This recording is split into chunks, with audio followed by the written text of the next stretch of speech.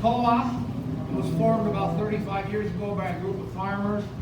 When back then we had just a couple different sale barns around, and this one, whoever owned it decided they couldn't run it anymore. So a group of farmers got together, threw money at it, and they started this co-op. We've had a couple different managers over the years. The one that was here the longest was Teddy Simmons. Some of you guys have been around and know Teddy. He was here for like 28 years. Passed away a couple of years ago. So we're in a transition period. We just appointed Gilbert as general market manager. Nancy Martin runs the office. If you have any questions, you can call in. You can probably talk to her. Some of the things that we've been able to do here, we switch things around a little bit. So when your animals come off your truck, they go directly into 2 chutes. And when we get done, if you want to go down around and look, they go directly into 2 chutes. There's not a lot of stress on the animals. They come in, we tag them. They go down into the big pens. Plenty of room down there for animals, so they're not crowded heavy. When we sell, we bring them up through the system. They come up into the end pen, so they all funnel right in. It's not like we're chasing and pounding on animals. And they come in, come around into the scales here, one at a time in the ring, and then they go back out, and we've got pens up here for the animals that are already sold. Those pens get a little full, which they do sometimes, to make sure they aren't overcrowded. You run them back down then and into the chutes. We also usually have an employee here when the truckers come to help load the trucks. Not always, depends on what they get in. Usually we try to have help for the truckers, so it's not too much stress on the truckers or the animals. Sometimes the stress on the truckers gets a little carried away, but that's life. The calves, we bring our calves in, all come in a little pen here on the side. You see them, and they've got 3 different pens. They funnel in as we go, so they aren't, I mean, they get kind of full if you get 200-300 calves in here at one time, but we've got pens we open up, and they come in, one man pushes them on easy, they come in here and we sell them one at a time also.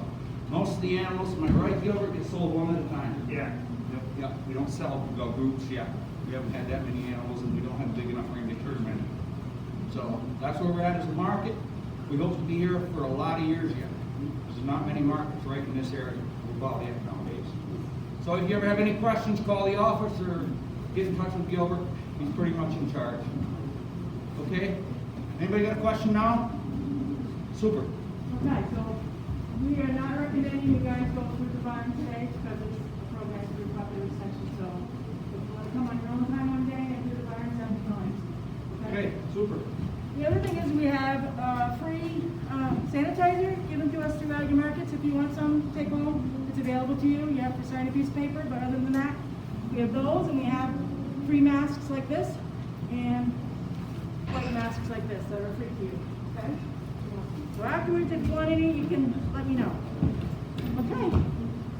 Mike or Phil, who wants to start? Well, good morning.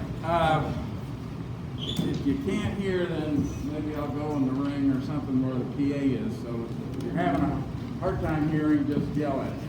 Try to keep this up. You know, that'd probably work better if you went in the ring. That way you can take your mask off, maybe talk or not. Can you get Debbie's recording of me? So Here, Mike. Yeah, you can still. Mike, I think it's going to be close to reaching. oh, is it? It's close. You know, Or maybe stand over there. stand over here. Oh, I got Where's the button? Yeah, you want to reach over here? Just more? Yeah, it's just tape. Okay. You're back over here, Mike. All right. I think you got the right switch on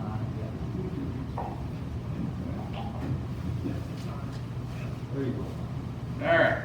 I'll try not to pull that into the ring. So, good morning, Mike Baker. As Melissa mentioned, from Cornell. What I thought we'd do this morning is I'd kind of lay a little bit of the groundwork, and then we have actually several buyers here, and Billy Bullock, our grader, market news reporter, can all pitch in on the feeders as well as the cows. I'm a lot more versed on the feeders than I am on the dairy cows.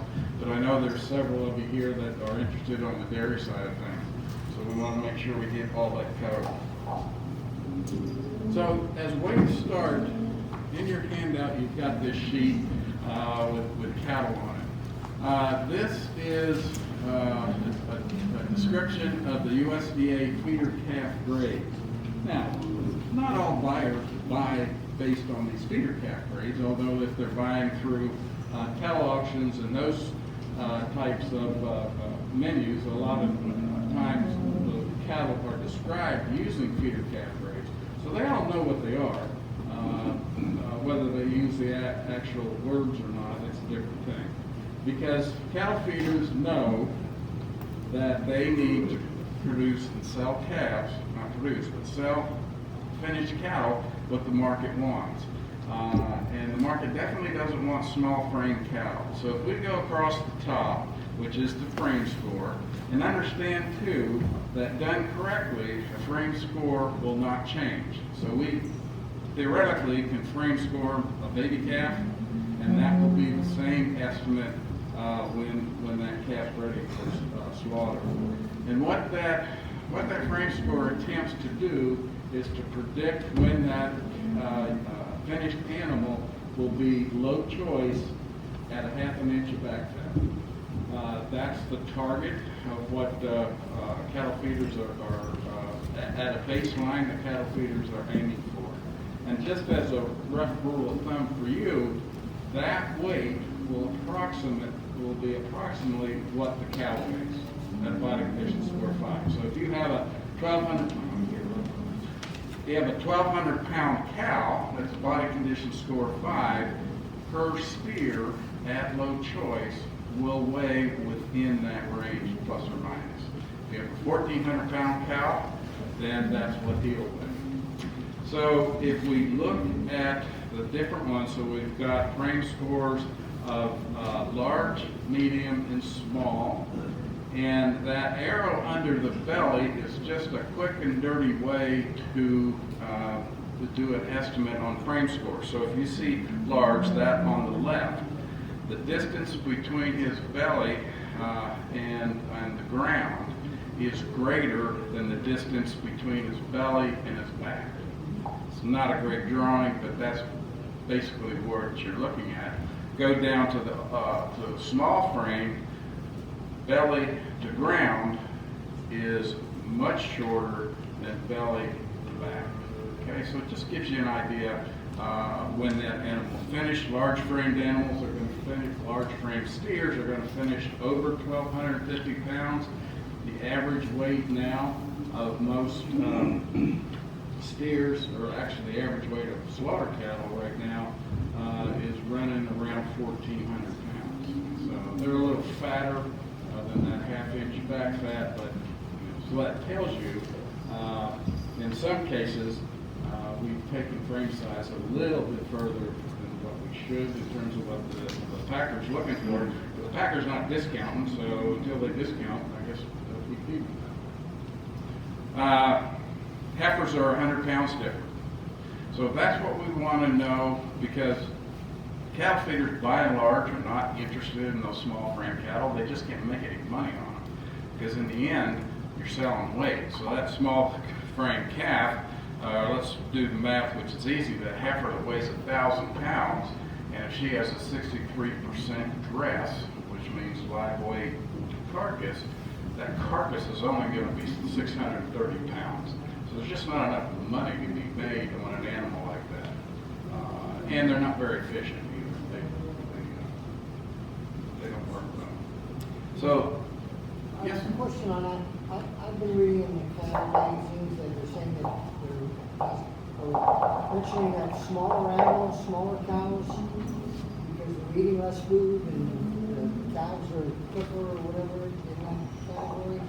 They're talking about cows. Yeah. There's always a big debate about cow size. Those that ranch in the West tell you they need to be small. In part, that's because they don't have the feed resources that we have. And so for them, having 1,100 pound cows is probably the more efficient route to go. Because we have the pasture we do in the Northeast, we can support larger frame cows. Now, that's not 2,000-pound cows, but we can certainly support efficiently 1,400-pound cows. Because if you get the cows too small, their steers are too small. Now, yeah, we can use a larger frame bull and bring that up some, but not to the degree we need to. So you have to understand where the research comes from, and for them, that is very true, although the average cow size in the range west is much higher than 1,100 pounds. So, but here in the east, I certainly wouldn't want to go below 11. Maybe others. Bill, you've been around more than I have. You know, I think when they talk about smaller frame cows, I think they're off base. You go see some 1,100-pound cows, they're little big. I mean, little big. None of these guys are gonna buy these steers. I mean, you know, you look at, you know, if you got 1,100-pound finished steer right now, he looks like a weaned calf in with these finished steers. Am I right, guys? I mean, you guys buy enough cattle that, you know, if there's even a 1,200-pound finished steer now looks like a midget. I mean, if they don't weigh 1,350, 1,400, I mean, these, you know, these packers, I mean, JBS, they're gonna discount you. Because it takes them the same time to kill a 700-pound carcass as it does a 900-pound carcass. I mean, it's all the same inputs. So, you know, I get where they're coming from, you know, and I think Mike said it best. You know, they don't have the resources we have.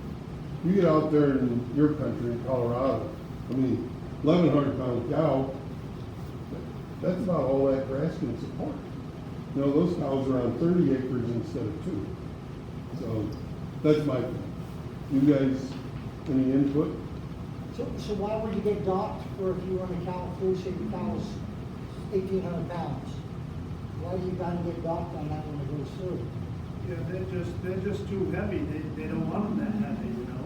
There's a fine line in between there, right? I mean, you're saying 1,350, 1,400 is what they want, really. Are you talking about cows or finished No, steers? cows, I'm not gonna. Well, the cow, an 1,800-pound cow more than likely is a slog, Yeah, she's a right? slob. I mean, you know, she's usually too fat. She probably didn't raise Too a calf fat. this year. More than likely. And usually they're, like the JBS and them, the slaughterhouses, they're all automatic. And the big cows don't go through them automations. So they gotta manually kill the cow. And it takes time. They want them smaller, right, like dairy cows and 1,500-1,600-pound cows. They work easy through them, the automation machines there. But if They want to stay below that 2,000 pound when the cows are bulls too, because it slows the line down. They can kill 4 or 5 regular ones the time it takes to get that big of animal killed. So they always warn us about that, to stay below that if we can. I mean, I bought some that they sneak through, but I just do it to support the market and stuff, basically, you know. But we're not supposed to. We're supposed to stay below that 2,000 pounds. But Dave, I'll tell you, if you run an 1,800-pound cow that is primed perfect, he'll buy her every No day of the doubt. week. No They doubt. won't even, and you may get all the money. But if she comes in and she's fat, or she's just a big bag of bones, Just gobby looking. Yeah. you know, You know, but you it'd be bring in, discount. like these dairy cows that come in that weigh 1,800, and they're not getting discounted. I No, guarantee you. they're bone fed cows and they'll bring you the good price, you know. Yeah, they open up nice. But most of the time, what you're referring to, the cow is usually overdone. Yeah. She probably didn't raise a calf this year, Yep. that'd be my guess. And we've got some dairy cows, unfortunately, no beef cows, but we do have some dairy cows back there that will bring through the ring. And Myers and Billy can evaluate them, so you can maybe see what. Is that because this is more dairy country? No, but we have some dairy producers here, and it was, the program was advertised. Oh, why we don't have beef cows here? Yeah. Yeah. Yeah. But we do have some dairy producers here who came specifically to learn about the value of dairy cows for food. And some of that will transfer to beef cows too, so. Then the next box down is muscle score. I will say in New York, we don't see a lot of small frame calves, so that's a good thing. The industry has stepped up and used the right bulls to make sure we don't have those. There are some around, but not a lot. Where we are falling back though is on muscle. We've got a lot more number 2 muscle calves that come through the ring than number 1s. So you can just see how that looks. You know, that number 1 muscle calf, when you stand behind him, his muscle is bulging, like a basketball, if you will. One of the drawings I use for presentations, actually I put a basketball there. So the muscle actually goes out, and it also carries down to the hock. And then when you look at them from the front, they've got muscle in that front shoulder as well. So very, very well developed muscle. When you look over the top, the loin area is very wide. Number 2 is just a step down from that. So instead of the basketball, you've got a halfway deflated basketball, I guess, starting to look more like a football. And when you look at it from the back, you can see that the muscle doesn't go down as far to the hock. And the same when you look over the back and the front. When we get to number 3, we're getting into typically more dairy character, if not completely dairy, or light muscle beef with a dairy animal. And so you can see, and when you look at the junction between the muscle coming up, it's much higher than the heavy muscle calf or number 2 muscle. And then number 4 is one that's generally sick. It's so poorly muscled, it's actually lost muscle. And so those are definitely not desirable.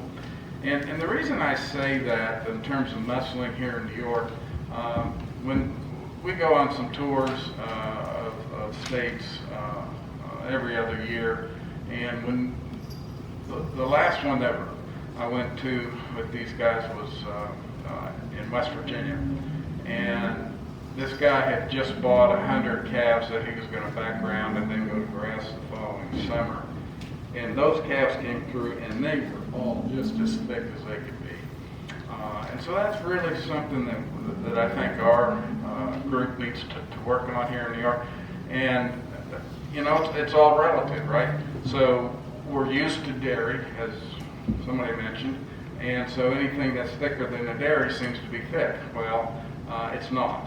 It might be compared to what we've got, but in terms of those cattle operations that have been selecting for thickness, that is an area to work on. And why that's important is related to yield grade. And without getting a whole lot of detail, yield grade you can get discounted. You can also get some premiums if they're not where they belong. Yeah. On the beef calves that are coming through, it hasn't been explained to me real good yet, but some have blue tags, they're certified. Is that so the bull matches up better with a dairy cow? Because this is dairy country, but there's, I mean, I've asked Foss, I've asked Foss, and I asked him about that. So it doesn't make a difference to them if they're certified or not, but they want a nice calf. But I noticed Mike's buyer, they're very aggressive on the certified ones. Is it the type of bull they're using, or wants that? Yeah, ABS, is that the company with the blue tag?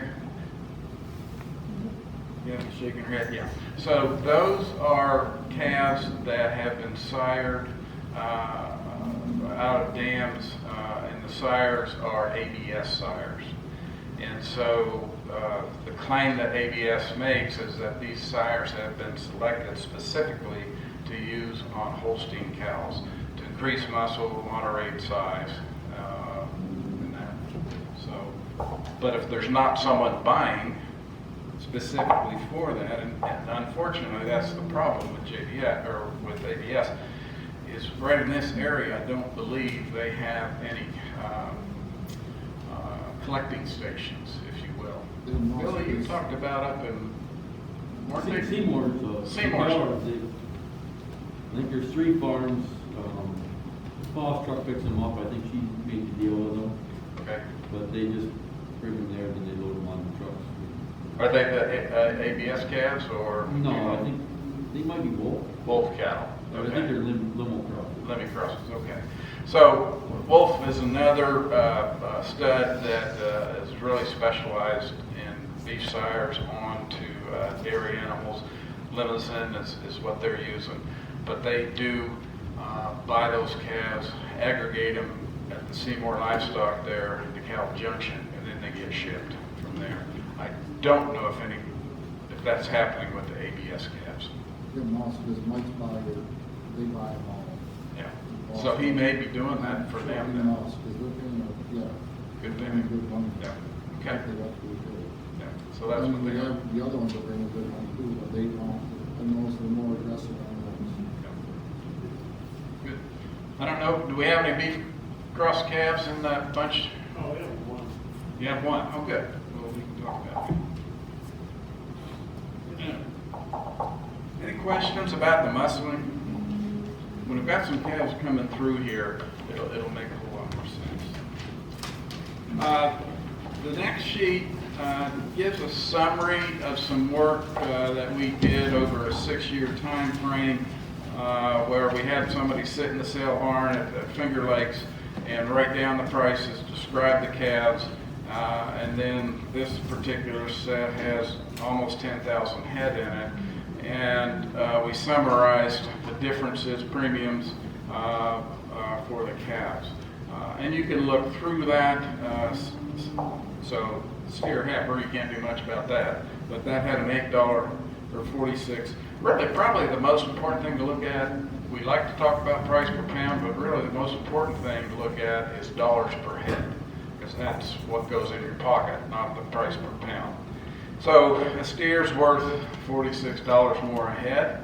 I hate to say it for any of you that are Hereford breeders, but there is a premium for Angus at $67, $70 a head. And talk about that one, but that has been a premium for a very long time, and that's not going to change. So if you're really interested on the profitability side, you need to consider that. Here's where that heavy muscle comes in. So those calves that came through, and then there's all the discounts. And the last one should have been up there, but it's a preconditioned calf.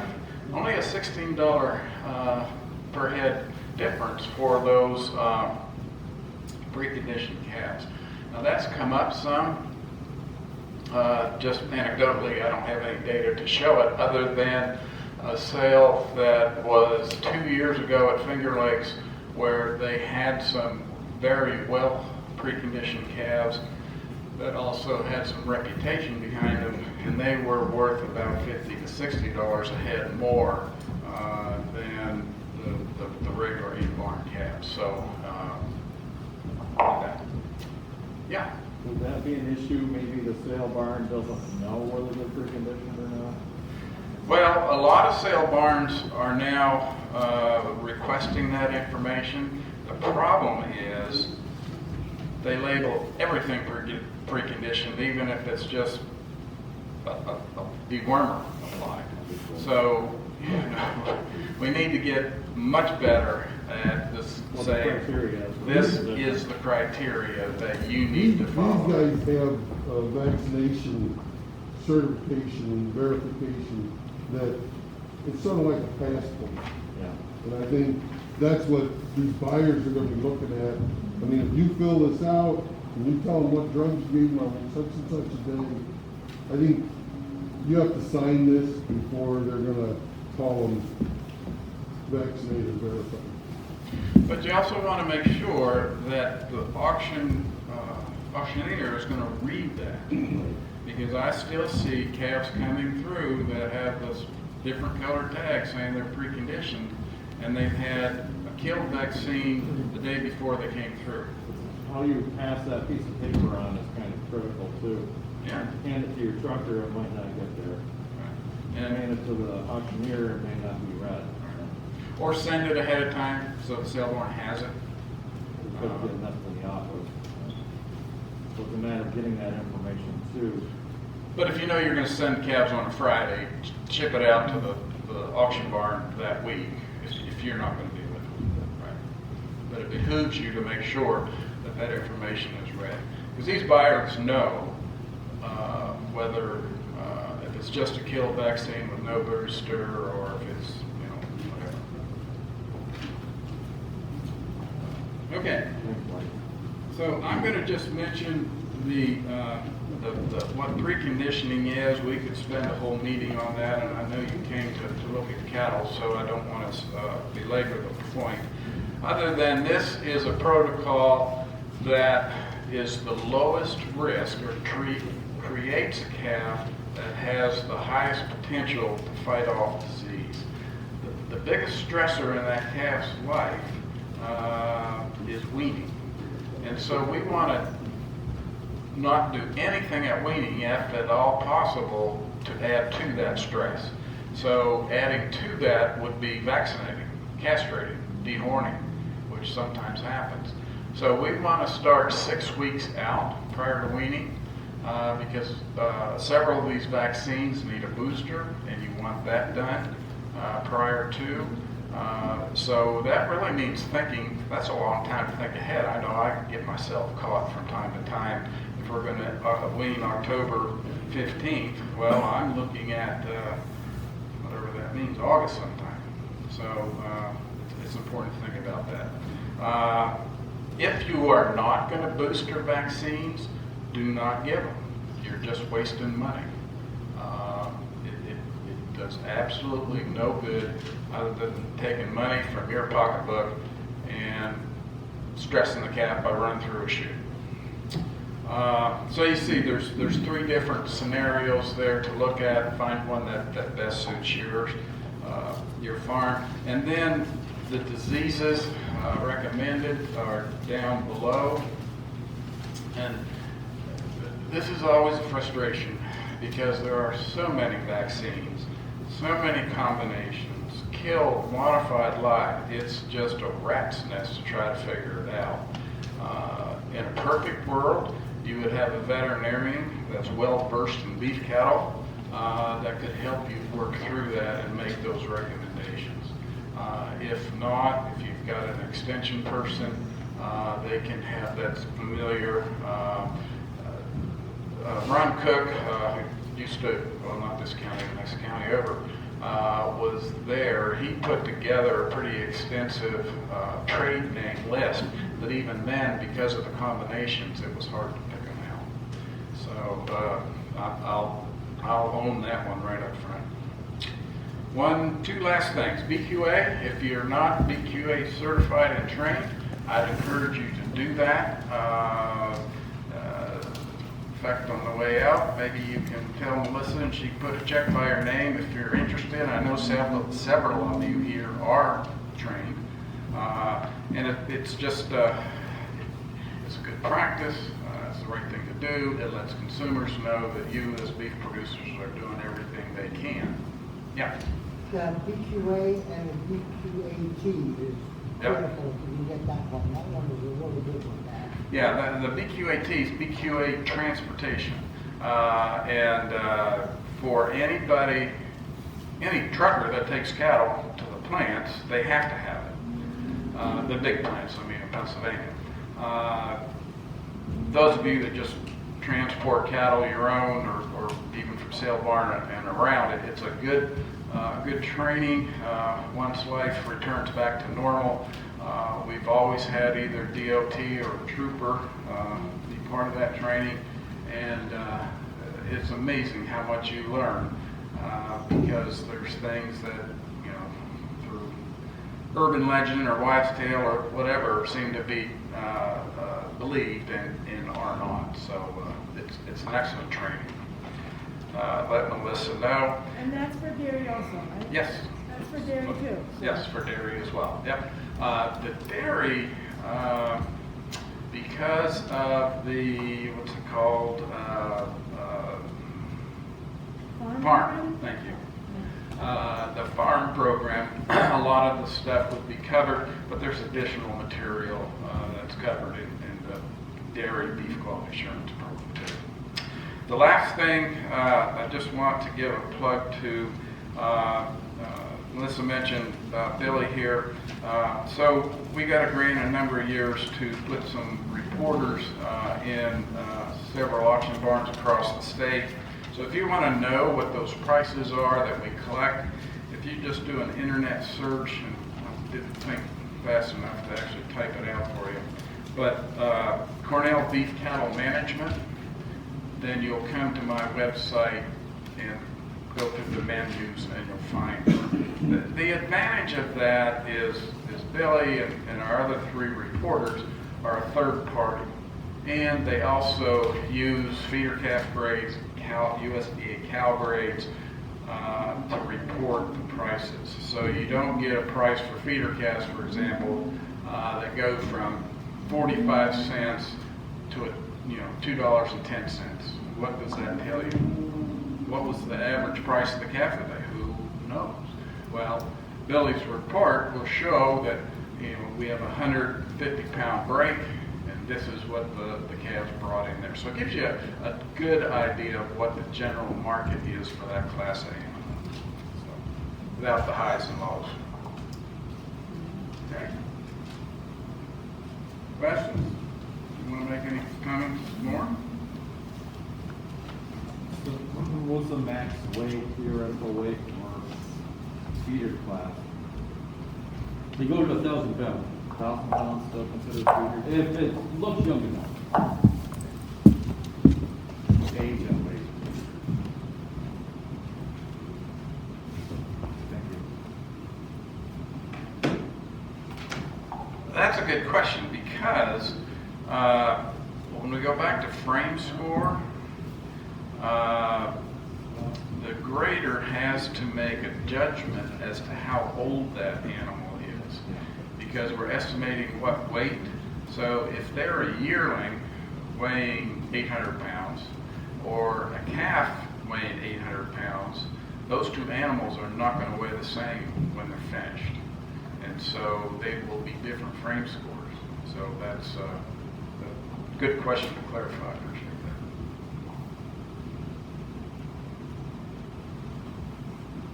All right, Phil? Buyers, what do you want to get cattle in? Well, I brought a few handouts, and this is mostly for beef. If you guys, I'll step down here. If you want to take a look at this, we put together a list of, it's kind of a checklist of things that are going to bring your calves a premium or are not going to get discounted, let me say that. But if you want to pick one of these up, important things are, I'm just going to read down them because this could be, like Mike said, we could be here a day talking about this. If you have a birthday on your calves, and it doesn't have to be an exact date, if you know you started calving May 1st and you finished July 1st, you can use that as an age break. Identification, make sure your calves have a tag in them. And pretty soon we're all going to have RFID, whether we like it or not. It's going to be here real quick. And when you take your calves, if you bring your calves here, it's a whole lot easier for these guys if you can identify, like, we tag our calves, the heifer calves, lefty ladies, right ears for steers. So when they run them through the chute back here, if you can tell them that, they don't have to go pick up every tail. It just saves these guys time, and they're a lot happier with you as a customer bringing calves if you can help them out there. It just goes a lot faster. If you can BVD test them, I think it's something that is pretty important. I know a lot of calves are not BVD tested, but I do think you'll get a premium on those. Proper vaccination protocol, Mike kind of went over that. One of our big problems is on this list, it says give your heifers prostaglandin 10 days after they're sorted by sex. There's way too many beef heifers that come out of all of New York, all of this part, that are pregnant. And those are some serious blowback that we get from, and it doesn't matter if they're fed in New York or Oklahoma. Make sure they're castrated properly. I'll give you a quick story. I was delivering a guy a bull, this was 5-6 years ago, and as I was dropping the bull off, I looked, and he had, I'm gonna tell you, there was 8, maybe 10, 1,200 pound stags in his pasture. And I told him, I said, we guarantee our bulls, but I said, I'm not guaranteeing this bull if you put him out with those stags. And he said, well, those aren't stags, those are steers. I said, well, I beg to differ with you. He says, I banded them. I know for sure that I had both testicles when we banded them. And what he forgot to tell me until we got done was he made sure he pushed both testicles up. It was the damnedest thing I ever saw. All right, every one of them had 2 testicles, and they were both up. He said, they told me to make sure you had 2 testicles. Well, he did too. You're talking about a hell of a mess. It was quite a project. So make sure they're castrated properly. I don't care how you castrate them, but make sure you do it right. Because if you don't, if you run a stag in, I guarantee you, those guys back there, they're gonna look at this ring for about 2 seconds and say, that's a stag. And they're gonna cut you deep and wide. So they know. You're not gonna fool these guys that are buying them. Dehorned is something that is important. If you can do it, try to get them dehorned. That'll help you. And again, this goes back to what Mike said. Weaned, bunk broke, VQA certified, high quality. And then they've got sheets there for vaccination verification. If you can bring those sheets in, tell them when they're vaccinated, when they're weaned, and they have a spot on there for what their diet is. So that when your buyer takes your calves home, he knows that they were only on dry hay, or they're eating haylage or baleage or some kind of grain. Then he has a rough spot of where to start.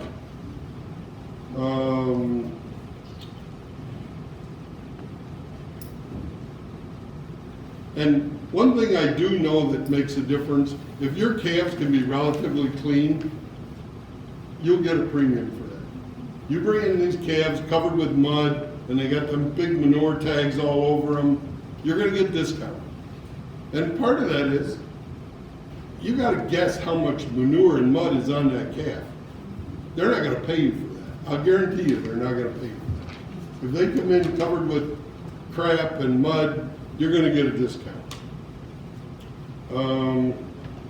And Mike also said, it is so important when you're getting ready to vaccinate your calves, work with your veterinarian or a veterinarian that knows beef cattle. And really get their advice.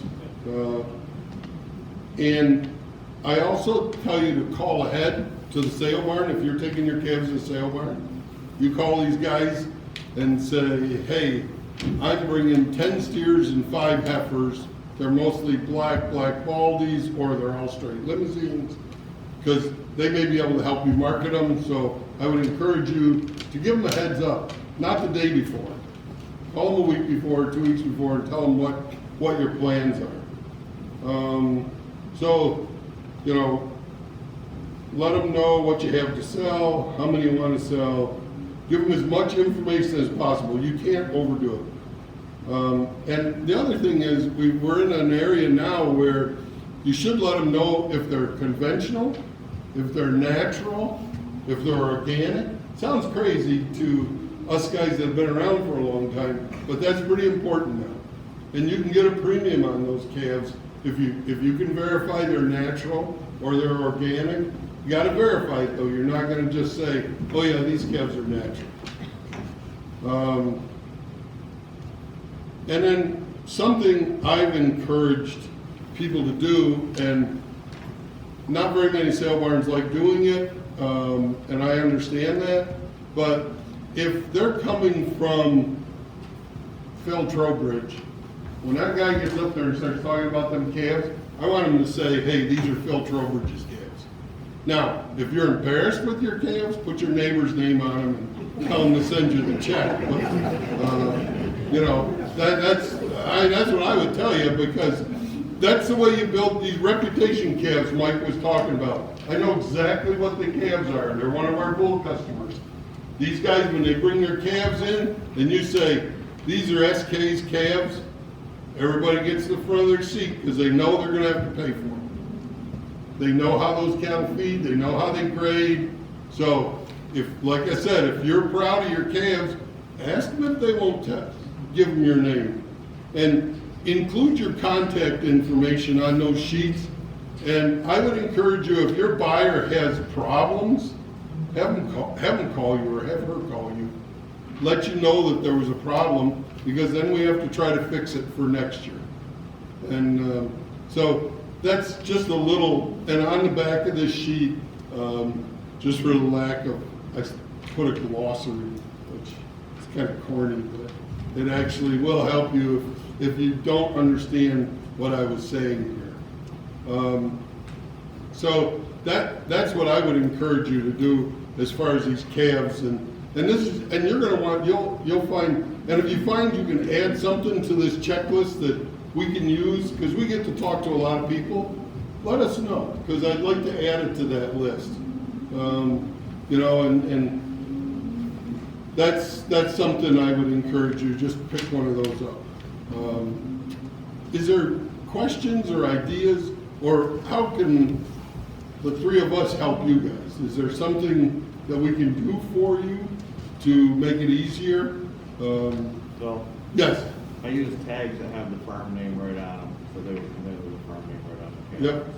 And those are, that again, if, you know, if you're proud of your calves, put the farm name on it. If not, put your neighbor's name on it. Is there an affidavit sheet that you could, that's, like a template that you could give to the sale barns or, you know, beef producers to send them? They've got one right They there. got it.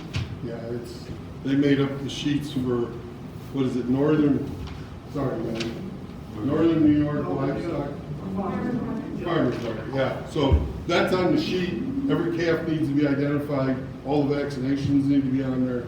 Whatever you did, they've got a sheet right there to do that with. And hold on a second. Can you get those on your website? They will have it on their website. They don't have it just yet. But if you ever have a question about it, we have them on our website. You can steal one from us. I know they'll take it. I know these guys will take any sheet, any information that you give them will help. We made these books, we stole it from New York Ag and Markets.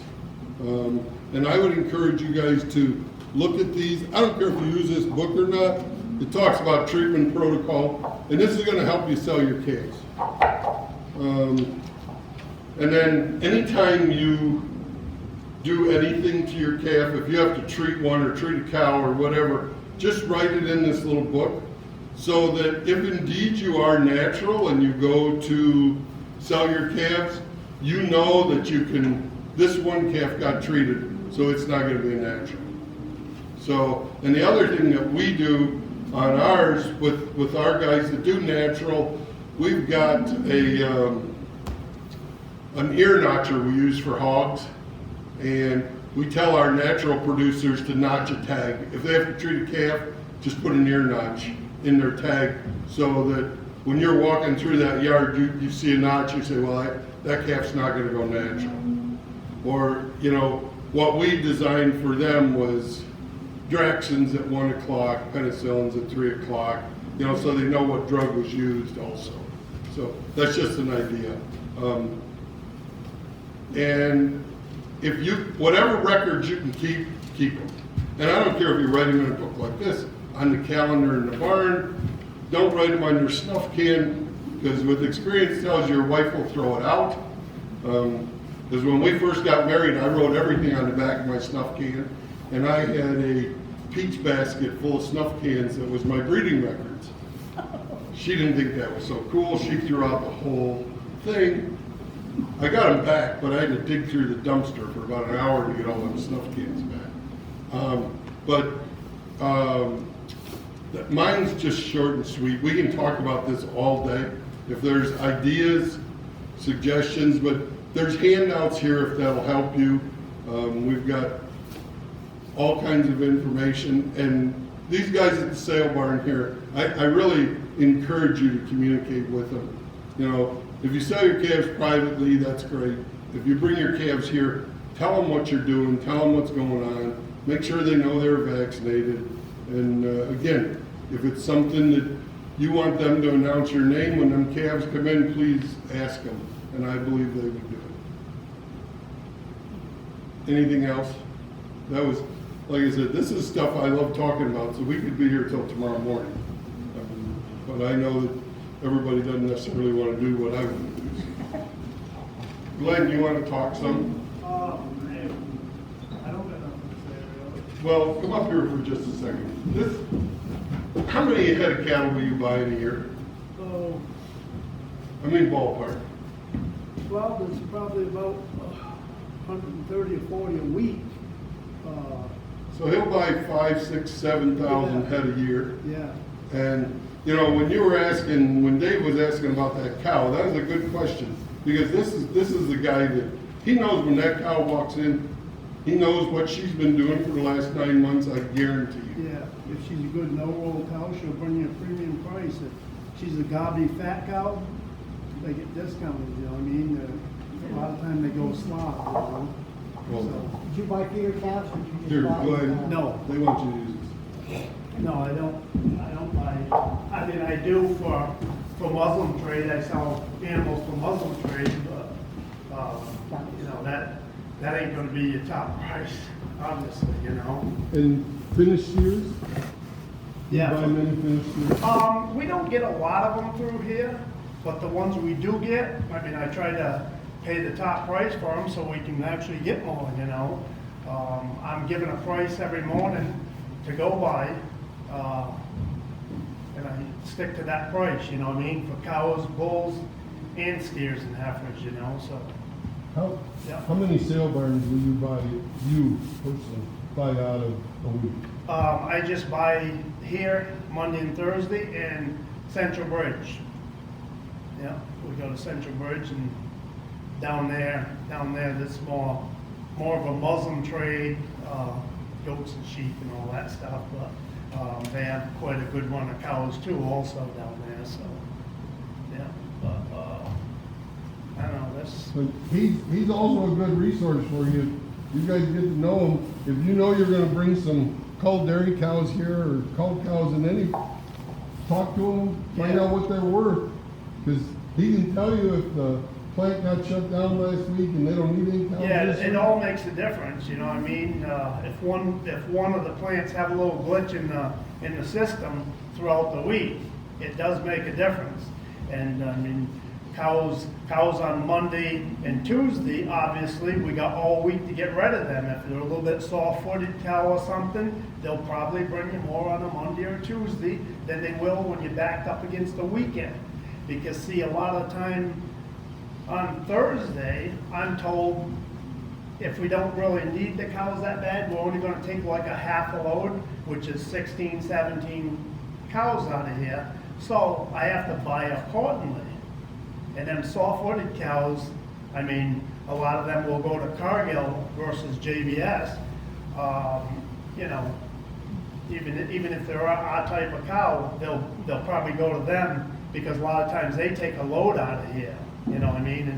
And I've only got so many I can put on that truck on Thursday, so I always tell my son, the beginning of the week, we got all week to get rid of them. And even though I might buy 70 or 80 here on a Monday, that tractor trailer is usually in here on Tuesday to clean up the rest of them, or a couple of tractor trailers, so, you know, it all makes a difference. It all makes a difference, you know. So can you talk a little bit about the dairy side, because we have some dairy farmers here? Yeah, Give us a on the dairy side, I mean, if you got a real Shelly cow, that's more Cargill type of cow. If you've got a nice fat cow that's been right on the bunk, that's a JBS type of cow, you know. And that the price goes accordingly. Like I say, every sale day, I call into the plant, get my price for the day, and that's what I have to go by, you know? And it's the same on the bowls. A canner type of bowl will probably go to Cargill more than us. But when the demand's there, they really need them. I mean, I dip down and take some of the ones that, and if they're a little bit short, I dip down and take some of the cows that I wouldn't normally take.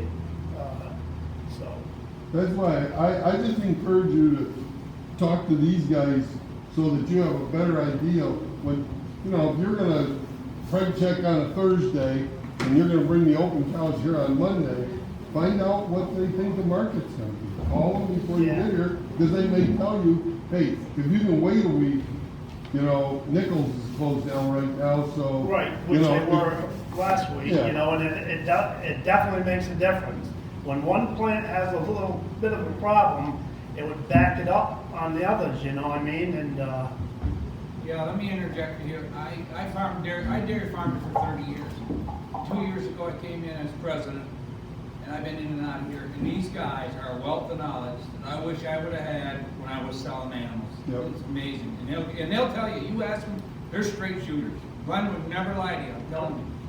He's a straight shooter. I'll tell you exactly the way I know it, you know what I mean? And not always right probably, but I'll tell you exactly, the way I know it, you know? Glenn, do you buy any calves? I just buy, How many calves will you buy? For falls, it's, well, see, Thursday about 40 and Monday about 50, 55. So, So 100 a week. does anybody want to talk about calves, or, because Yeah. he kind of knows what they're looking.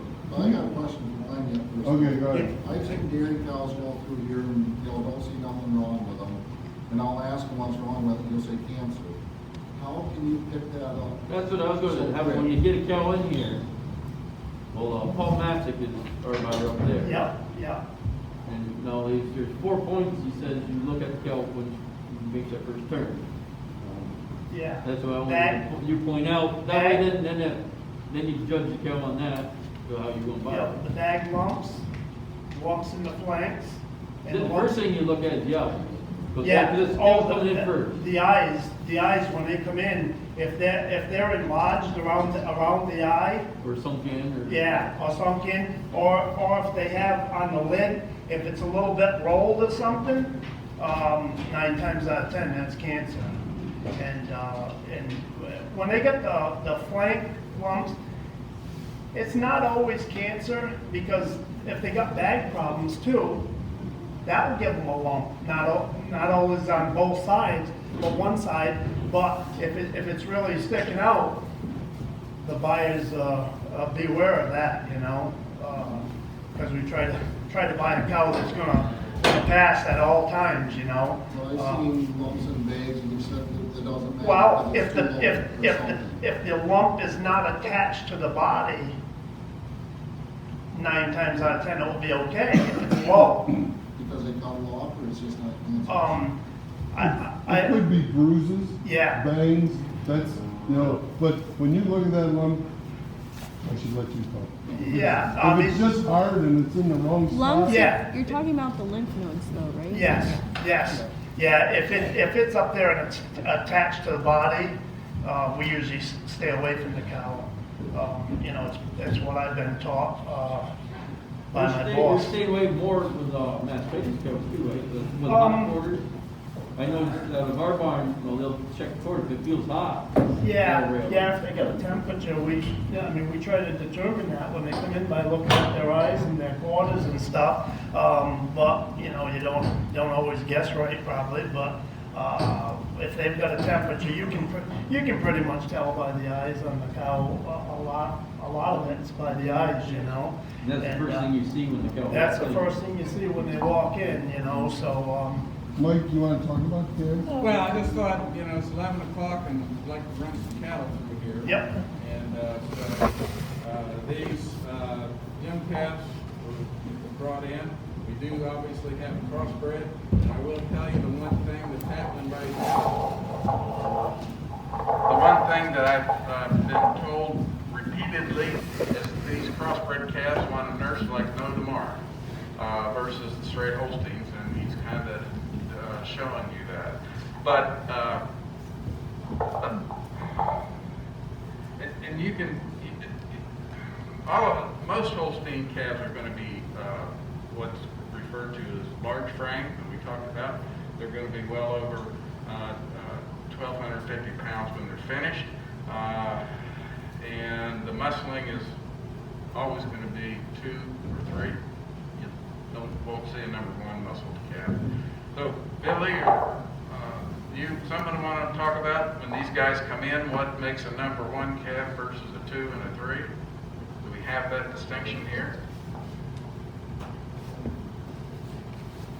Well, the pen here is pretty close to the 2 on the far side, or number 1 and number 2. Well, you take the cross cap out, you have to grade that differently. But you just see like this little one here, one closest to this side, the way it's standing and this way it's acting. It's 151? Yeah, Or you can see. that's like a 3 or maybe even a field cap. Yeah, I mean, yeah, the first thing that I look for, I usually sit right here, and the calf will come off the ring, and I wanna make sure it's got a dry navel, small navel, no navel infection. And I check the joints, and I know that one calf, it's got bad knees, and even this Angus, the front legs are kind of bowed. They aren't quite as straight as I like to see, but other than that, I mean, it's a nice calf. And I make sure they got clear eyes, no swollen nose, especially in the winter time. They got red nose. I'm told to stay away from them because they usually have problems breathing and stuff like that. And then as a calf gets spun around here, I mean, I look for the dry tail, of course, no scours, and a lot of calves come through here that are 2 or 3 days old that are healthy, but they got that wet tail. And as a farmer, I know, you give them colostrum, and the next day or 2 they dump that out, and I swear I have calves that are going to die that time, but they perk up the next day because that's just the phase they go through. And farmers, dairy farmers especially, they want to get rid of the calf, and they don't care and they don't realize it. And I hear, well, my calf brought $1.20 a pound this week, but I sold the same calf the next week, and it only brought 20 cents. And there's usually a big difference why. And I look, I want to see a nice square rear end, straight legs, and the right wide front end because they'll fill out better. And of course, if the calf is dehydrated or not, and how lively they are.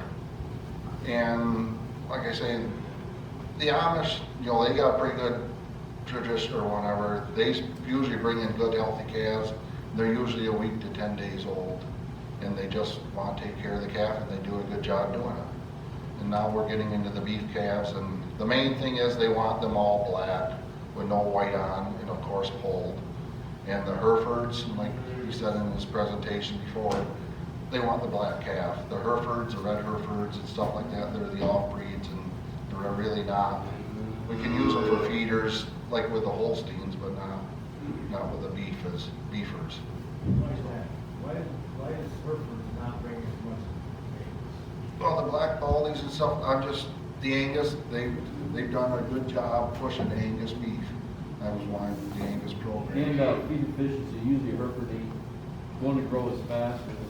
Yeah, but. You got a couple more months to get her up to the same weight that the Angus. Yeah, Whether it's right or wrong, that's a fact. yeah, I mean, last year, the Certified Angus Beef Program sold 1,300,000,000 pounds of Certified Angus beef. The Certified Hereford Program sold 75,000 pounds. So there's a little difference. yeah, and it's your personal preference. I'm told to buy the Angus, but my dairy cows, I raise beef calves too. Problem breeder, I use a Hereford on Yeah. them. Because personally, I prefer that meat better than handling the Hereford over the Angus. They're not so wild, they're tamer, just stuff like that.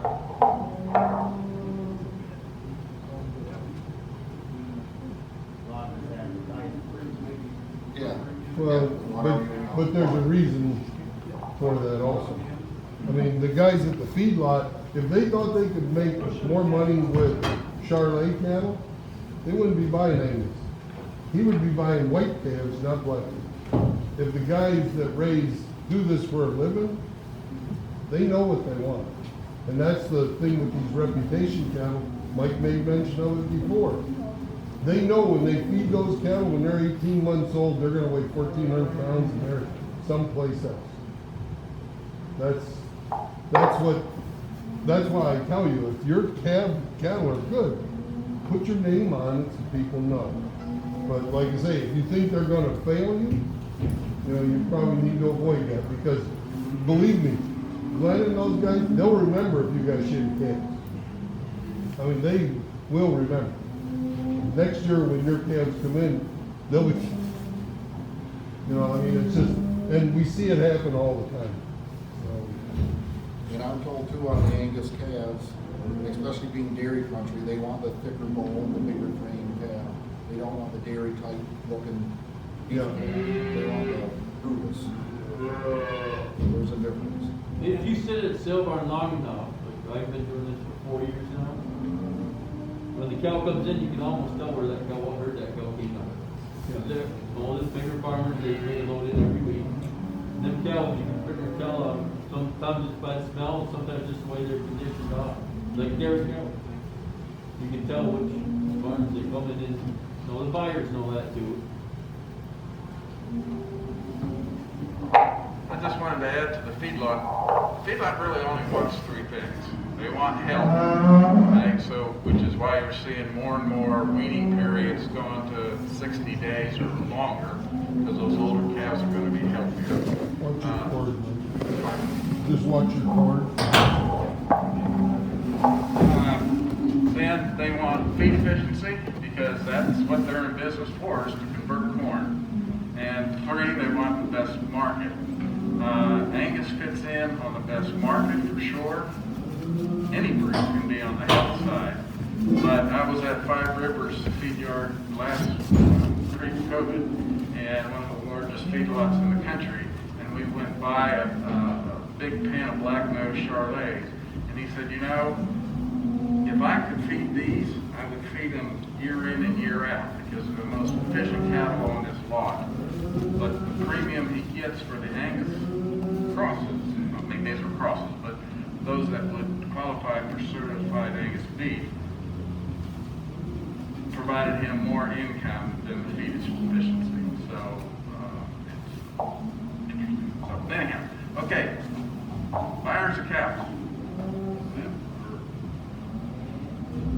Yeah, see, now this cow right here, she's a real good cow for JBS. This is more of a JBS type of cow right here. I'm gonna guess this cow probably 54% yield. She's gonna be probably bone two, but she'll bring you a good price, Yeah, see, a bone two is a little bit less money. It's our type of cow. A cutter cow, she'd bring you a little bit more per, but they'll, both dress real good. The thickness of the age of the cow and the thickness of the cow all determines what I gotta go by as far as price and stuff, Yeah, if you can get a cutter cow out too, Those cow here, will she go all for hamburger, or how do they? I believe there'll be some cuts in this cow. There'll be, there will be. Yeah, I mean, she's a damn good cow right there. What's that? Yeah, they'll take steak out of her and stuff. Sure they will. Yep. But she's a real good cow to have in. So if it comes back with white, what is white? Glenn, they want to know, go ahead, Dave. If it comes back as a white, what is a white? It's usually a younger. Younger cow, different been cow. fed real good. That was the cow I was talking about, basically. A good bump fed cow, younger, fat, and premium white cows are the most. You see more like a first calf heifer that never bred back. Yeah, got a little bag on her or something. Has a lot to do with the fat part. Yeah, yeah. Yeah, because a lot of your dairy cows will have yellow fat because they've been on a high haylage diet or alfalfa diet. And alfalfa diet has a lot of carotene which turns fat yellow. And so if you're saying bunk fed, cut out alfalfa or corn, that cow will open up like fat. Her loin will end up in some of the cheaper steakhouses like Ponderosa, Bonanza, those types of places.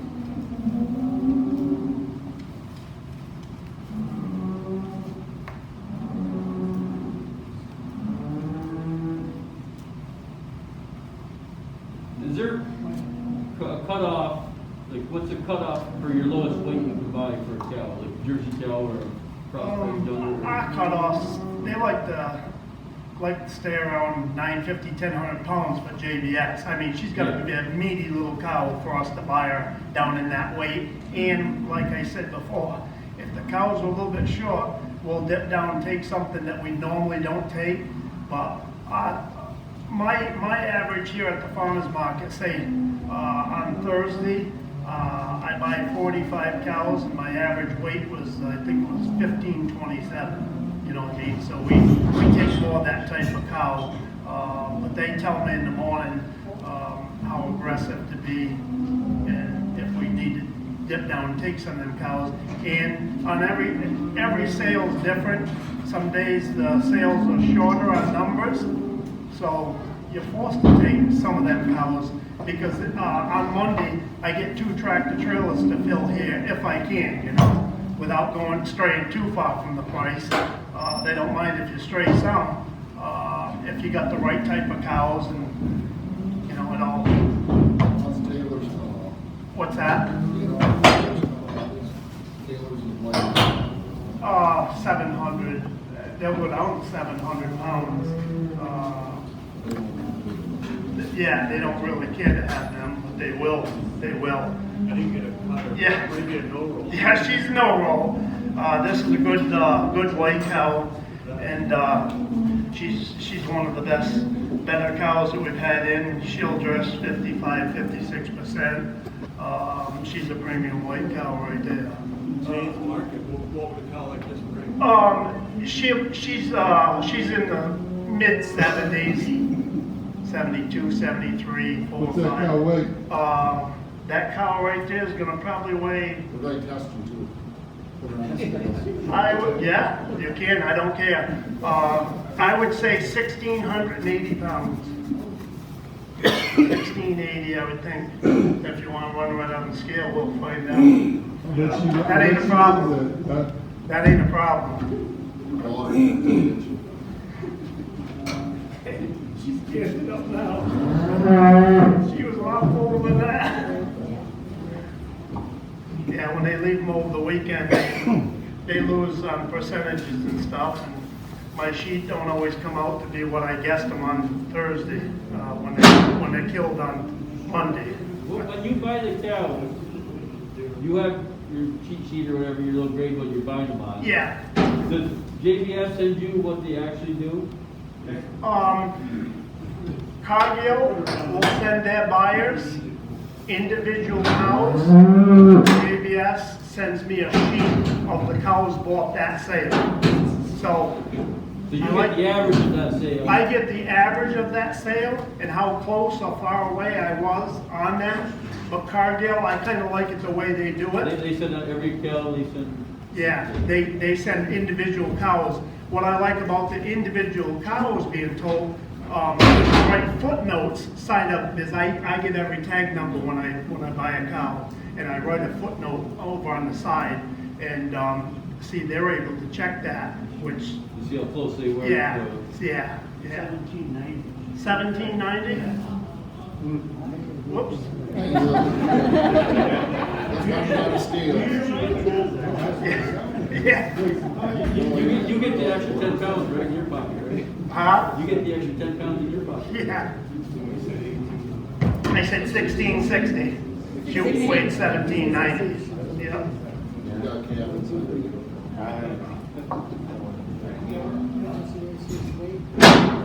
No wonder my boss always says the highest cows are always bought at the farmer's market. You do get notified of those cows that don't make it. What's You'll know the individual cows are the ones that they really lose their ass. I'm sure they call you at Yeah, that point. oh yeah, they tell me once in a Yeah, while. hey, this one right, you're done. Yeah, we put her in the tank. Yeah, they do sometimes. I buy, I think it was 140 head, 146 head or something I bought, last week, and I got well, 2 weeks ago, because see, I get my sheets. It's 2 weeks before I get my sheets too. And, out of 146 head, I had, one that didn't make the kill and 2 got condemned, so. But if it's any over that, I usually get a phone call. But JBS pretty much buys the better cows anyways. Yeah, we buy the better cows, but you know, even some of them better cows, McCumbie's told me several times, see, he's able to get his individual cows, and even some of the big cows like that one right there, they end up with cancer. It's hard to believe, but when you open them up, you tell everything then, you know. We only got just a split second to determine what is wrong with the cow, if anything, you know. Yep, this is a canner. Yeah, she might make a lean cutter cow at Cargill, but I think she's more on the canner side for Cargill, and she's just a low dressing cow. She'll make probably 41%, that's about it. And I'm not gonna guess the weight on her because I'm too far off on them, so. What's something like that bring? That cow right there is probably gonna bring 40, 44, 46 cents. Maybe if they need them, she might bring 47, 48 cents. With the market up. Yeah, with the market being the way it is. They've been up the past couple weeks. They've needed the cows. Like Phil was saying earlier, Nicholas went down for a short period of time, and it does affect the market, and it kind of backed them up. We were on a pretty good roll forward. The cows were needed, and they were bringing more price, but as soon as there's a little glitch in the system, they start backing them up a little bit. But I don't think they're going to slide too far.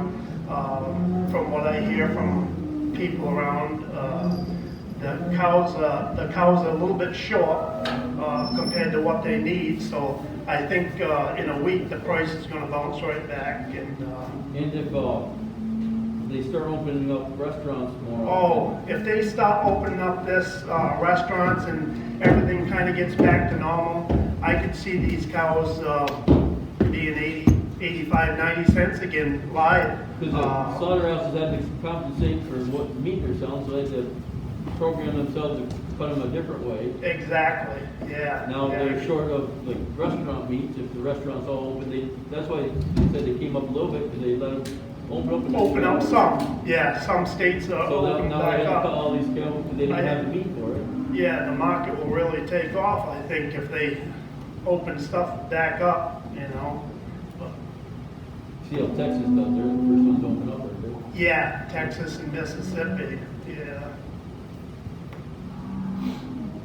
And plus coming on grilling season. What's that? Coming on grilling season. Yeah, that will make a difference too. Yep. Like the Yep. burger prices. But being shut down, think of all the tonnage of meat that wasn't needed in these restaurants and stuff, you know what I mean?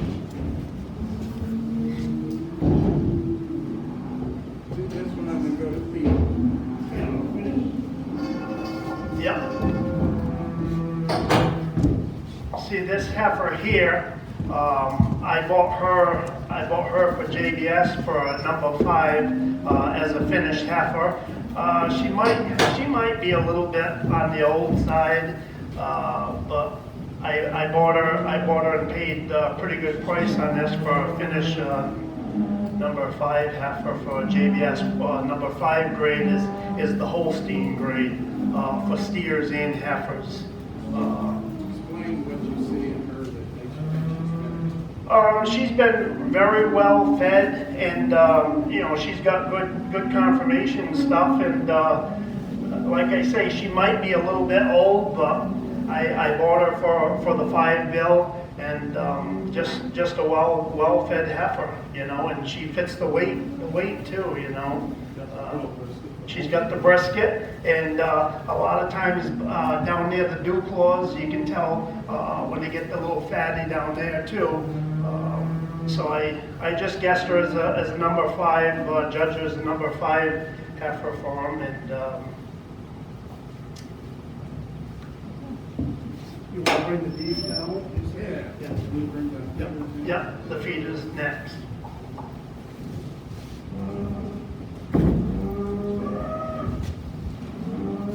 Any questions, guys? Just holler if you have a question. You mentioned earlier, Muslim trade. Just explain it more. Yeah, the Muslim trade of cattle, they'll pretty much take a lean. They don't want real fat cattle, but when you was mentioning Herefords, see, that's a good one for the Muslim trade. And they go, the Herefords will go kosher. When they're looking for kosher animals, the Hereford will always go kosher before Angus and Whiteface. And they kind of look for the Hereford. So they're looking for a certain age or size?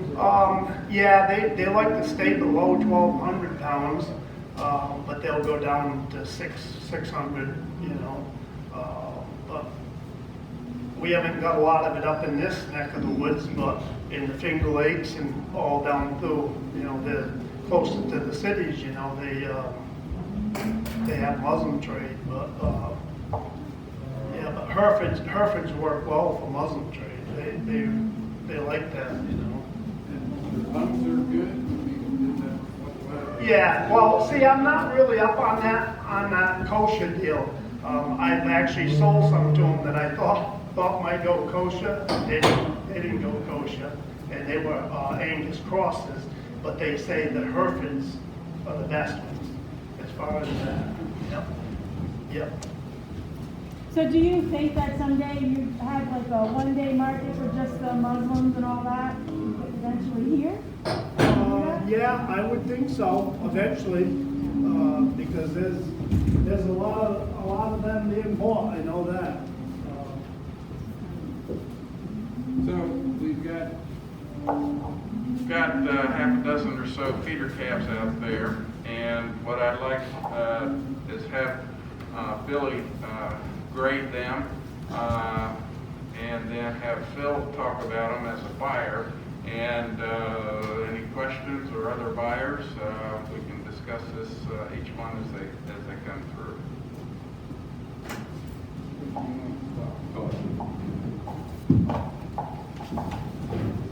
Okay, first thing you gotta take into account is it's a heifer. Then you look at the face to see the age of it.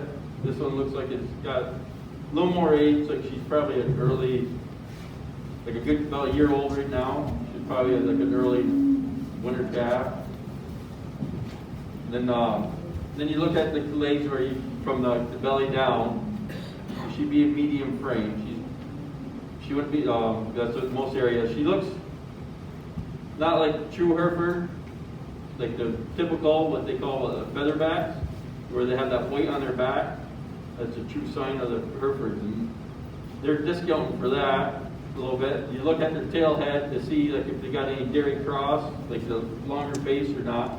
And they call that like a rat tail. They have like a thinner, like a dairy tail on this one, but this one doesn't seem to have it on there. So she'd be on the small, the number 2s. Like if you look at your thing, it should be a medium. Then on the small side of the number 2s is what I'd put her on the grade. Would you say the same thing, Bill? Or? Yeah, I'd say it'd be about right. But Yep. if we had calf that looked exactly like her, she would probably be a large frame. That's what David's heard. Because she's a yearling, she doesn't have as much weight to put on as a calf. Yeah, because my main medium is because of her age. You can see it in her head. You know, her head's kind of filled out. She don't have that baby look to her. Like if you had a spring calf coming in now, they'll have more of a baby look to it. Get over a year, turn a teenager, start to mature out. This is where you're keeping track of the age of your calves makes a difference. We put their birth date in every tag. That way, he doesn't have to guess how old this calf is. But they need to know how old they are. And I think he's spot on with this one. But it'd be nice if you had supplied him with, to say, hey, this calf was born last April. You know, but if you can supply him with that, it'll help. So would it make a difference on the price if he's off like 3 months? That Probably not a lot on 3 months, but that heifer could also be 14, 15 months old. Yeah. And then it makes a difference. So you don't want him to know that. Sorry? You don't want him to know that. Well, that's what I said. Yeah. If you just blame it on your neighbor. Yeah. But yeah, if you're at the point where you're trying to hide something, you probably need to be doing something else.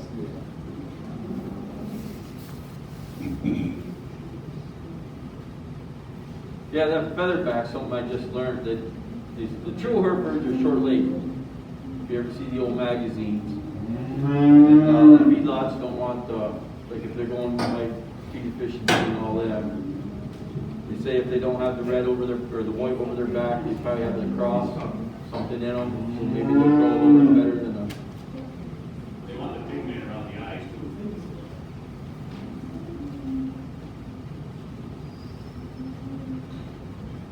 too. And less white on their feet. They don't want the weight above their knees. Some Herefords have, true Herefords have the weight above their knees.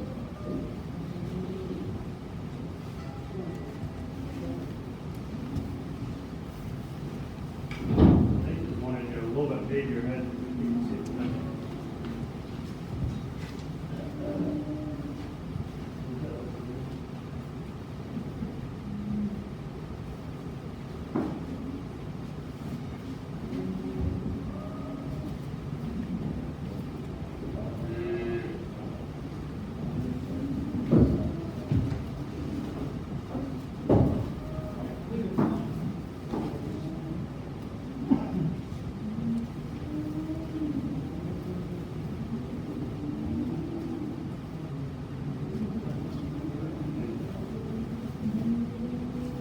When you see the white on the back of this, that's what they call the featherback. I just leave them all in there, guys. Yeah. That's good.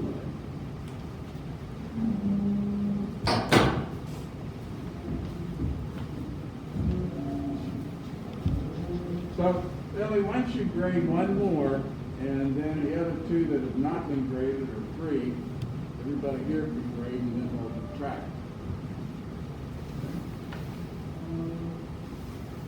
So you see, well, you want me to do that the littlest one right there? She looks the youngest. She's got the baby head, the blackest one toward the wall, or the front. If you want to move up, stand up, still say 6 feet apart, but do your best to see. Can you bring her out? Yeah.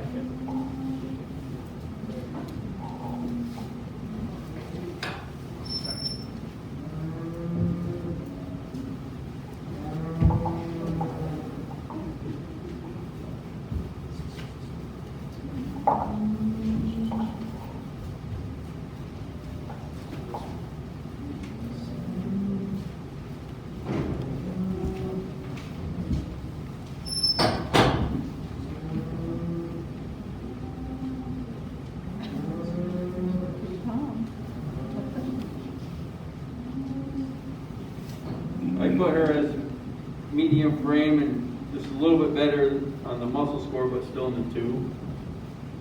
Just to give her, she's got that younger look to the head to her.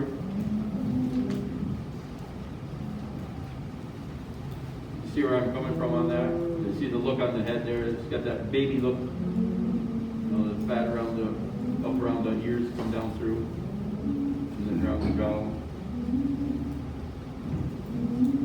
But do you see in her muscle you like better than the other one? Just a little more fleshier, the skin like the rolling over, you don't see the bone. You look over the bones like on top of the tail head, and you look right straight across the back over the front shoulders, she's more rounder over the front shoulders. Okay. Any questions about her before we bring one in that you all have to grade?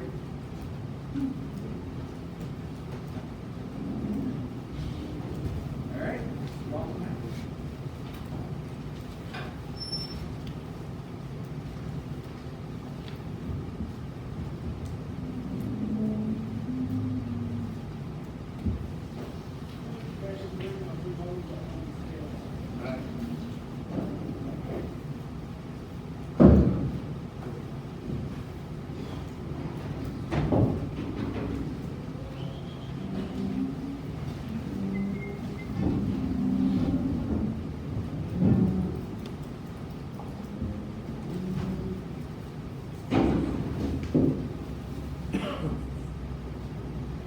All right, so basically a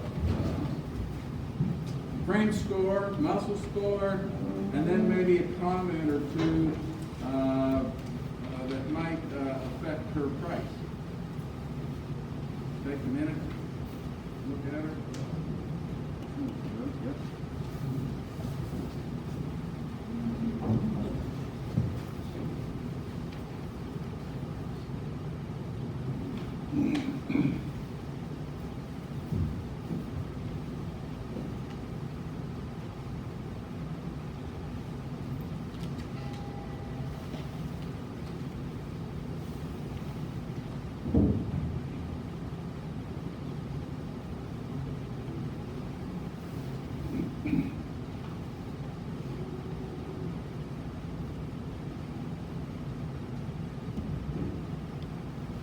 Everybody got her? Anybody want to volunteer?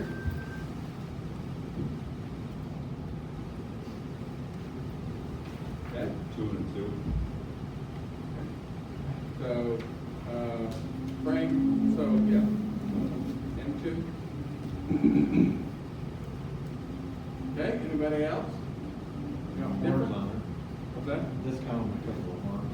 Discount because of horns, okay. Maybe 2 and 3. Oh, okay. Drop her down to a 3 on muscle. Okay. Anybody else?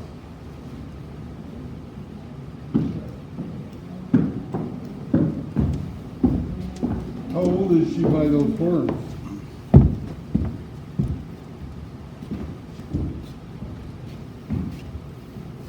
You guys? She's about the same as that first one. I'd say she's a good year old. I like this one a little bit better because she's a little shorter neck. Yeah. You don't want them long neck. I'm not saying the other one's got dairy in her, but it's the dairy characteristics of the longer necks on it. She's got the, this one's a little bit thicker over the shoulders than the first one. And she got that short neck, but then you got too much weight on her legs for what the feedlot. But this is a typical Hereford look. You know, that's like the old style of Hereford look. The weight on the knees and over the shoulders. Hereford's probably a little bit hard to grade too, than an Angus or a Charolais or something like that. What's that? A Hereford would be a little bit harder to grade, wouldn't it?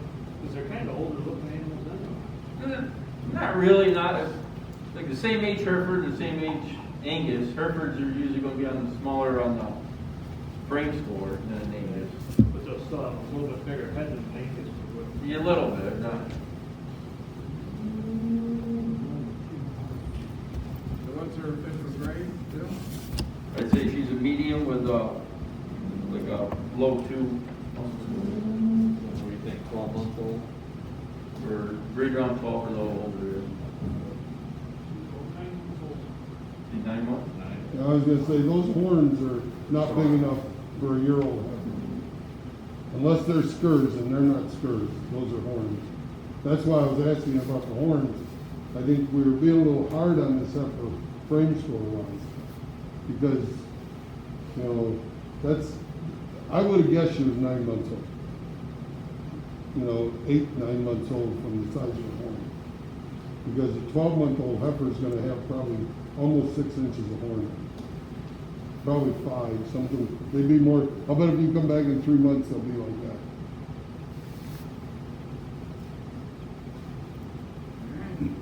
There's meetings. You know what the other age of the other heifer was, the first one? They're all 9 months and plus. I got one out there that's a year old. And then, you want to bring that year on in just so you can see it? Oh, yeah, yeah.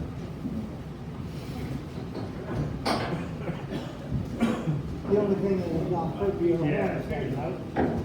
What's that? The only thing that was off pretty on the horns, right? And I think she's below average muscle, but you guys know. The horns we can fix. You do it before you bring her. We banned those horns, the way we did them.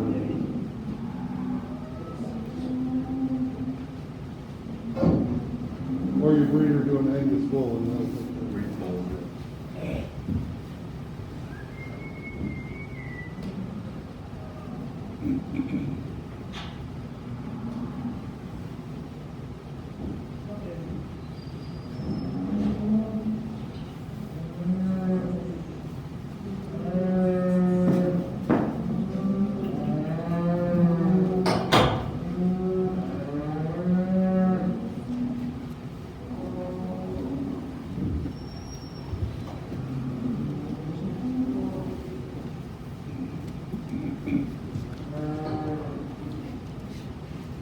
You know, when you're working cow, just something she just did made me think of it. We built some new working systems at home and see where she wants to go. We drive all our cattle in the pen where they gotta go back. You put 20 in here, nobody will have to get in there to push them out. You put 20 in here and try to make them go out that gate, you're gonna have to work at it. But we've built these, I don't know, they call them bud boxes, but you might just, you saw what that heifer did. As soon as she got in, she wanted to go back where she come from. If you can help them do that, it'll make your life a lot easier. Right, that's the cow's natural tendency to go back. Yeah. Go where she came from. Yeah. But you got a grade on her? You already know she's a yearling.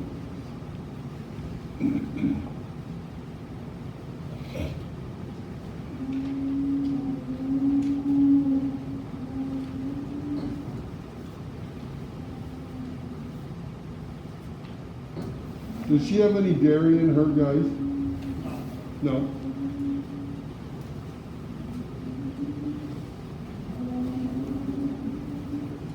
So you gotta ask yourself, is she gonna finish at greater than 1,150 pounds? And what does she weigh now, do you think?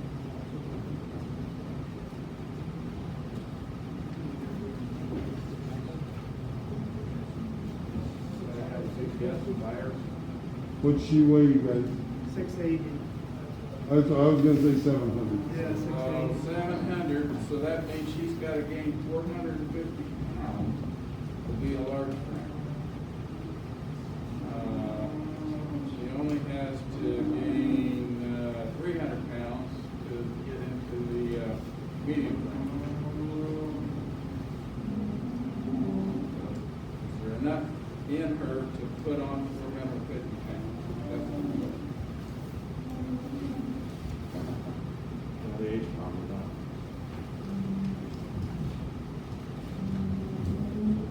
All right, anybody want, well, go ahead, Larry. What's the grade? Is that medium?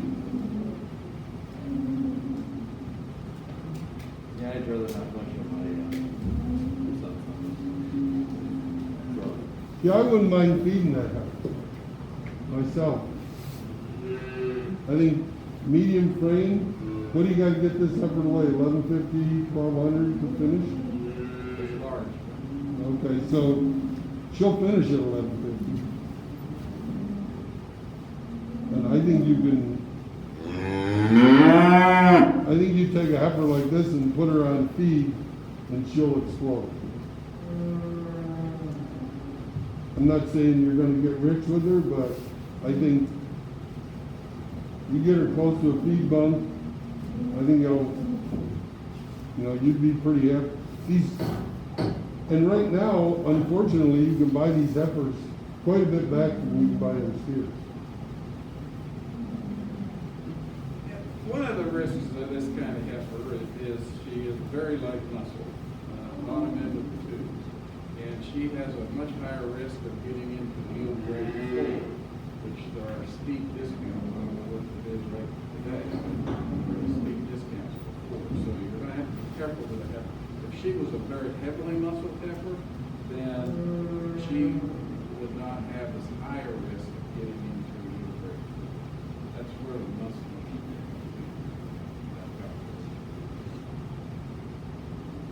These are these all. Yeah. Has this heifer been ever exposed to a bull? Nope, not yet. This is the age heifer that scares the hell out of us, that where we don't know where they came from, that she could very well be pregnant on another day. The good feed, so they're all medium feed, she's just not.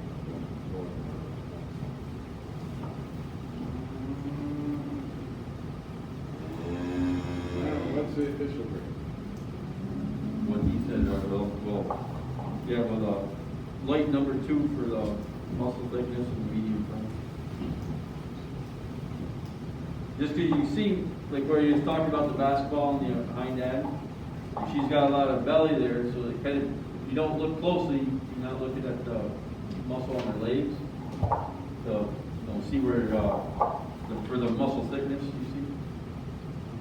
But you also look like she got the short neck on her.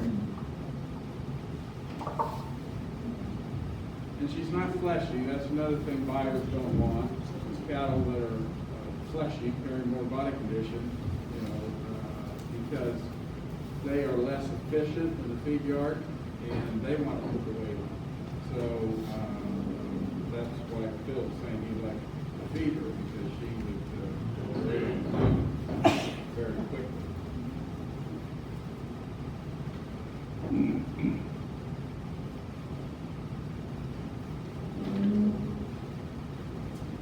Okay, you want to run one more?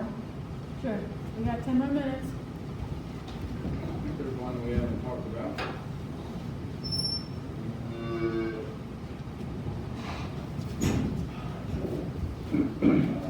Phil, if you bought that heifer, would you give her a little lice or something as soon as you got her home? Yesterday.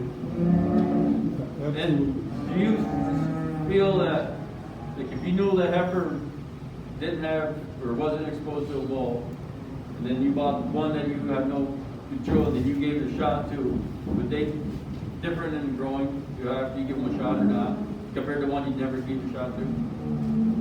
Only if she was pregnant. Only if you like had to drop a calf or Yeah, something. yeah. The shot itself, they're cycling anyways. As long as they're open, you give them a shot, all it does is, instead of cycling next Saturday, they're gonna cycle Monday. Be the only difference on an open. Now, if you got a pregnant one, they're gonna crater. Drop before they. They're gonna crater just a little bit. But long term, they're not feeding that fetus, so they're gonna gain faster. They're not putting any energy into a fetus that they're carrying. They're gonna put it all on their back. That's, and especially you get a heifer like this, just for example, if she was pregnant and she goes to cabin in 4 months, it could be a nightmare. That happens more often when you start calving out 16, 17-month-old heifers. According to that, the little less is limited in what it can do. You're firearm in pregnancy. Yeah, if they're 7, 8 months bred, little less ain't gonna do anything. But I heard too, like if you do a heifer that hasn't cycled yet, if you gave her Lutolites, could knock her back a little bit, because it's like jump starting her system. Yeah, I heard that from a vet, I don't know. we don't see that. If they're not cycling, the prostaglandin should not affect them. Now, your vet may know more than we do, honestly. Yeah. All right, so this is the final one of the morning. Little Linda. Make some comments. Greater.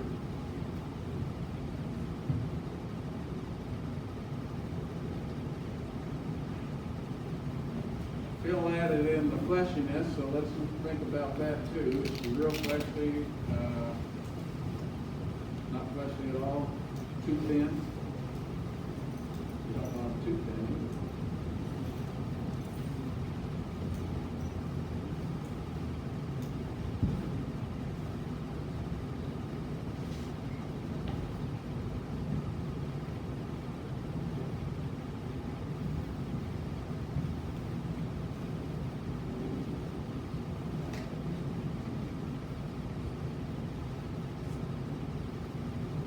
I'm going to add one more thing. So when these guys go through their correlation grading to make sure they're up to snuff, they not only have to say she's a medium, they have to say she's a medium 10 through 90, which means at 10 she's on the low end, at 90 she's almost to a large. So let's think about that for her. Where is she at? You don't have to add 10 and so on. Whereas is she in the medium, or if you got her in large, where is she? And the same with muscle. She almost to a 2, almost to a 1, almost to a 3. Whereabouts is she? Also, the frame score, and throwing off too, see how far the length is apart. If they're longer, or narrower too, adds into the equation too.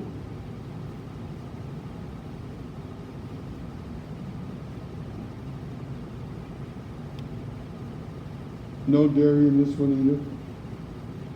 This is where you got more. That's it. That's where it's off. That's what I would guess.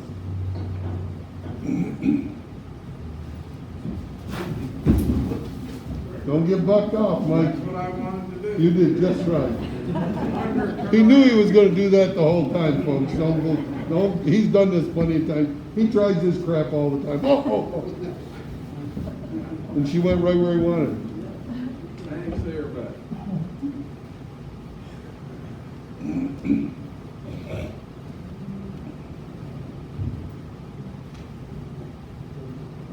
All right.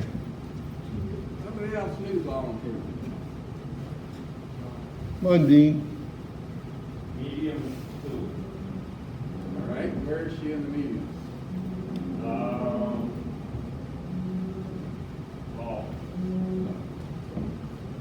Okay.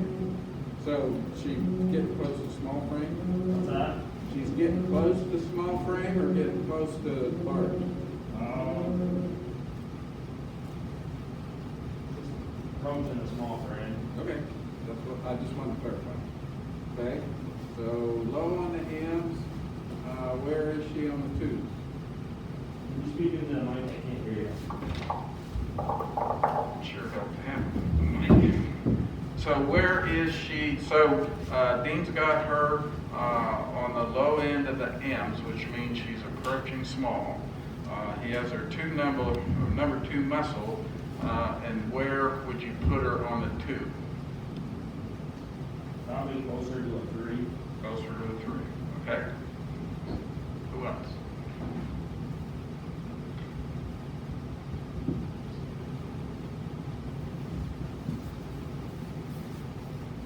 It's a good thing I don't know people's names in this group. You might know their name, but you can't tell. That's true.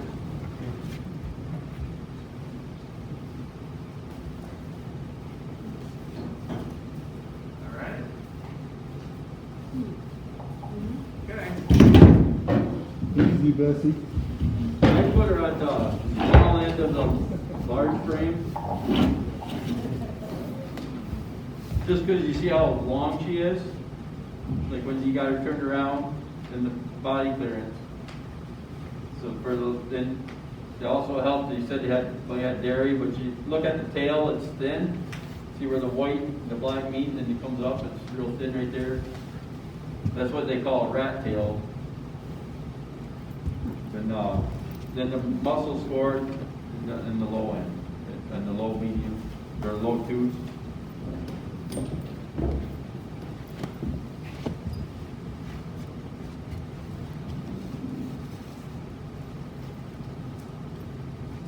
That we do it.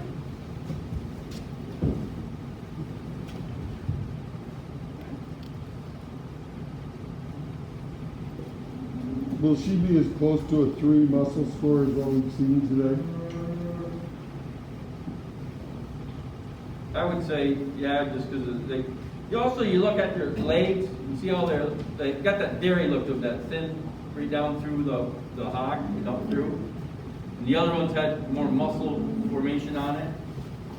One thing that, when I'm looking at these kind of heifers, the reason I asked about the dairy was the beef bone is a little rounder, and you'll see a dairy bone wants to get a little flat.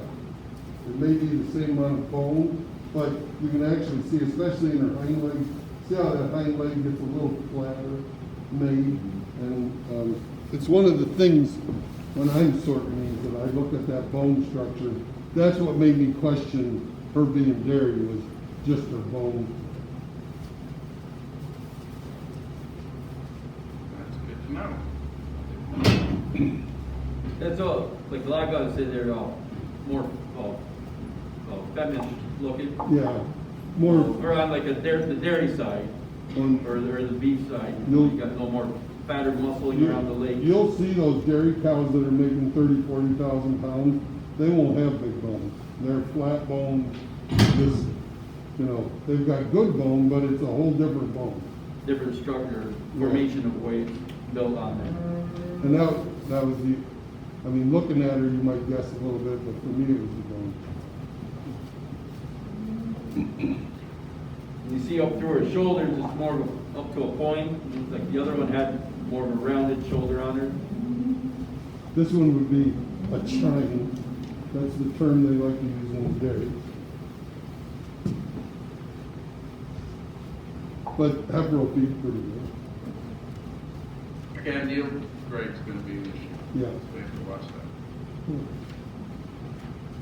Which is probably grade pretty good in terms of intermuscular fat choice.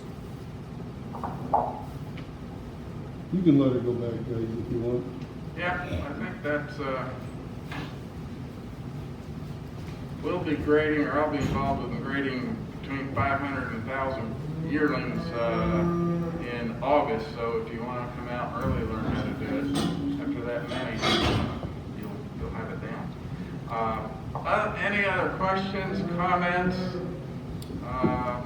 things you'd like to learn more about so Melissa can have ideas for programming?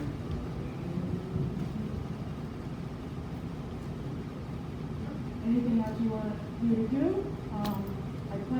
I talked to Wayne, if we have a theater sale and things open up, they usually have them on Saturdays, we want to do one right after the sale that day. Maybe, right, Wayne?